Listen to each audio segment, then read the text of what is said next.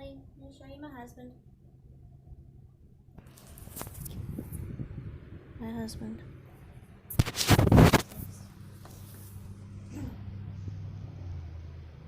Reduce, reuse, recycle. We've all heard it before. For roughly 5 years, my family and I lived in areas where the recycling requirements were in place. With a large portion of our waste going to recycling, this usually left us with only 1 to 2 bags of garbage every week for our family of 4. Now that we live in a smaller town with little to no recycling options, this amount has unfortunately doubled. According to the EPA website, the Environmental Protection Agency does not keep a list of all of the landfills in the United States. Therefore, there is no finite number to be provided. This would imply that there is so much waste in America that we don't know where we've placed it. I feel like this is a problem, and I think that our society needs recycling requirements to keep this reduced. So today I hope to present you with some figures to express the vastness of this problem, share some benefits of recycling, and give some examples of how to reduce waste. In his review, Jason Axelrod says that the national average for recycling and composting has plateaued at about 35%.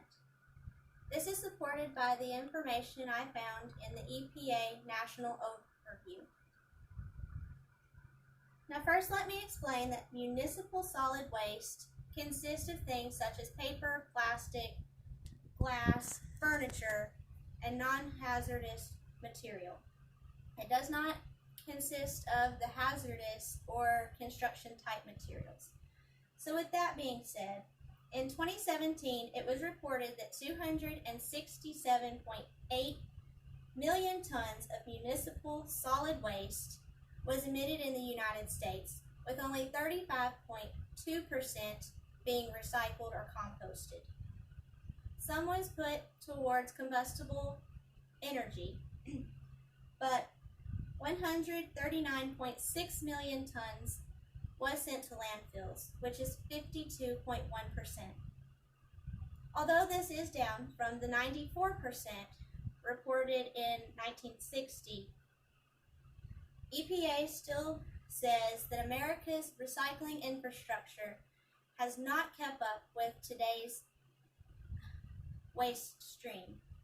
In my findings, it would appear that since 1960, our municipal solid waste has increased, it has tripled, Now I don't want to continue giving you statistics that you're going to forget anyways, but I would like to mention 3 things that I think everyone uses every day. In that same 2017 information, paper was said to be 25% of that waste.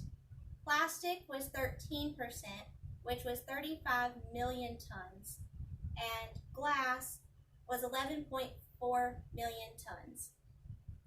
Less than 30% of the glass was recycled, and less than 10% of the plastic was.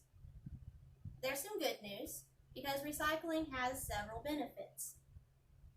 We can continue to reduce the amount of waste that we send to the landfills, which contribute to greenhouse gases and put risk at polluting our water systems.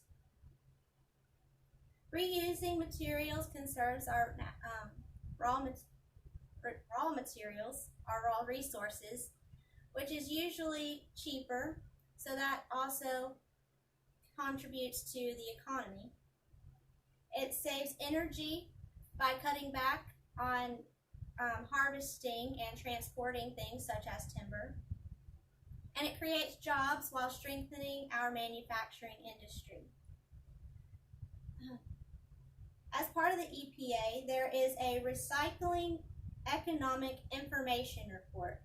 The one that was released in 2016 states that 757,000 recycling type jobs in 2007 summed up to $36.6 million in wages and accumulated $6.7 million in tax revenues. So now to the easy part. Whenever looking up ways to reduce waste, I realized that my family actually does quite a few already. We compost by putting together things such as our coffee grounds and filters, cuttings from veggies and fruits, old newspapers, cardboard, and yard clippings. It's suggested that if you're not composting, to go ahead and leave the clippings in your yard to be as a nutrients instead of bagging them up and throwing them in the trash. With bags being mentioned, you could use the cloth reusable shopping bags, or like we do, we save up all our plastic bags and take them back to Walmart for their bag return receptacles that are in the front. We save our cans and take them to our local scrapyard. We use the paperless e-billing option whenever possible. And we also try to buy recycled printing paper. It's said as a suggestion also to try to print double-sided whenever you can to save paper. And also use reusable containers and utensils whenever you can. And some interesting things that I found while moving around. In Jacksonville, North Carolina, if you remove the fabric and buckles off of expired car seats, you can leave them in your curbside receptacle for disposal. In our area now, I read that you can take them to Walmart or Target if they're a participating store, and they will dispose of the car seats. And at U-Haul, if you're moving, they have a take a box, leave a box option so that you don't have to throw them away. And that's just a few options. So in conclusion, I feel that society needs a nationwide recycling requirement because as a country, it seems that we've lost sight of the vast amount of waste that we emit. There are numerous benefits to recycling and several easy ways to reduce our daily waste. So I hope that I've shed some light on this situation for you and that together we can move forward towards a solution.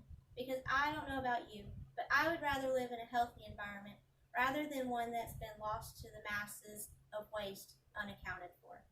Thank you.